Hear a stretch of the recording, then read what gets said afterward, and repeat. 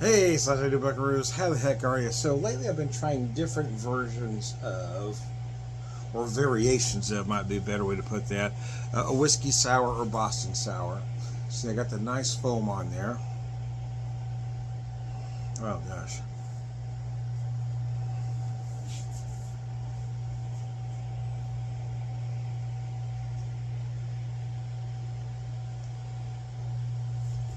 So for this particular variation, I'm using the Switchgrass Bottled in Bond Rye. So I really want to use a rye for this. You don't necessarily have to. You can use a bourbon. Where I was trying to achieve a specific flavor.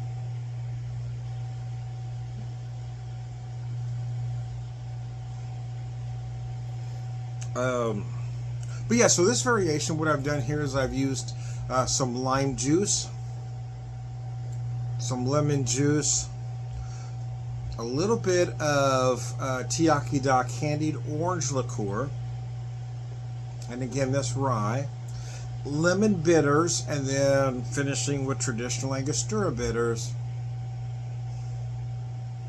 and putting a little foam on there, more like a Boston sour. But it seems like Boston sour has become the whiskey sour of today. I've seen younger bartenders, they know this drink as the whiskey sour now.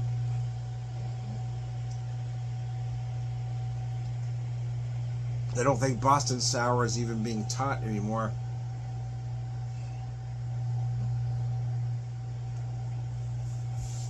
But traditionally, if you look it up, yes, served this way, it is a Boston sour. Um, Whiskey sour is really similar ingredients, but it was typically served on the rocks. But most whiskey sours, especially at finer cocktail bars, are served exactly like this. Oh, I did forget to mention an ingredient, I do believe. So this whiskey, the candied orange, the lime juice,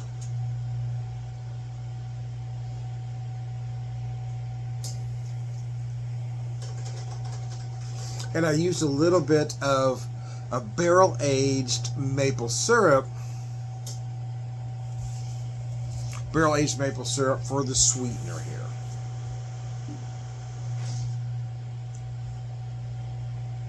Because some recipes will call for a simple, some a sugar cube, but I have seen some recipes call for maple syrup. I just took it a step farther and used a barrel-aged maple syrup instead of just a regular maple syrup. I gotta tell you, this cocktail is delicious. A traditional whiskey slash Boston sour, maybe not, but I think it's our job as bartenders, mixologists, if you will, yeah, to stretch the boundaries. Because I mean, as I look at various cocktail menus in this city, and as I looked at cocktail menus um, when I was on vacation last year, a lot of them are basically this. I mean, they've attached a name to basically the same cocktail that almost everybody else is doing. You have whiskey sours, you've got a spritz, you've got a smash, you've got this, that, and the other, and they're all almost exactly identical. They may switch this up or done something slightly different here to make you think it's their own, but the truth is, that's what a cocktail is anyway. I do the same thing with my classic cocktails. I'm more of a classic cocktail guy, but yeah, I do. I'll take the Manhattan or the whiskey sour, and I'll switch something up a little bit, and just to see, change the bitters, change the sweetener, change this, that, or the other. Almost every drink is a, especially every classic cocktail is it uses the Manhattan as a template. So there's not necessarily anything wrong with that.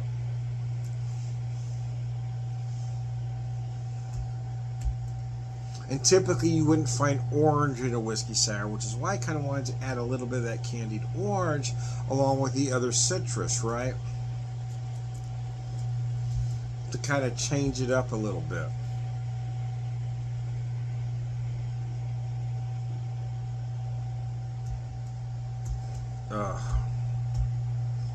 That's a damn delicious cocktail, though, I tell you what. This is my first cocktail on the 4th of July as I do this video.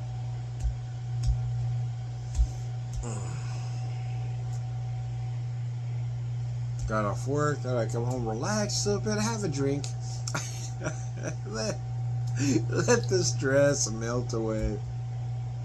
Now, there wasn't really any work stress, to be honest with you. I just get tired at the end of the day because I'm old. But yeah, there's really not a lot of work stress.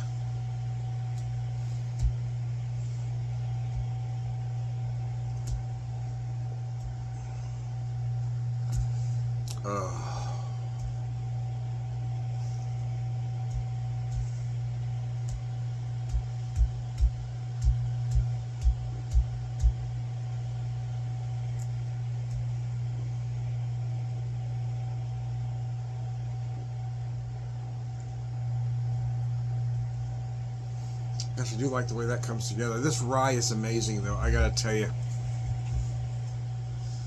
This Switchgrass Spirits out of St. Louis. This is bottled in bond, 100 proof rye, so it's aged a minimum 4 years. As a bottled in bond must be. The mash bill is 75% pumpernickel rye, 12.5% red winter wheat, and 12.5% malted barley. Now, I will tell you that it seems like the ryes I prefer are the higher rye content ryes. This is one of the lower percentage ryes that I really have enjoyed, though. I really like that 100% rye. But this with that wheat and that malted barley, it really elevates the whiskey. And now that I know, well, you know that it is bottled in bond, so it is a minimum of 4 years old. It has to be 100 proof.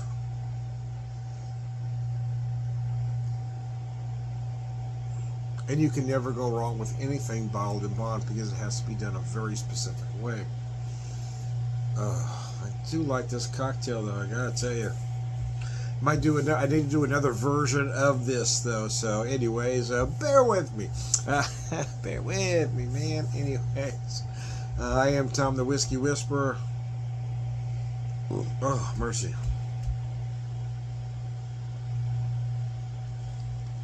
Excuse me, sorry about that. I should have said excuse me first. I am Tom the Whiskey Whisperer, Whiskey Evangelist, prolific whiskey drinker, purveyor of wisdom, and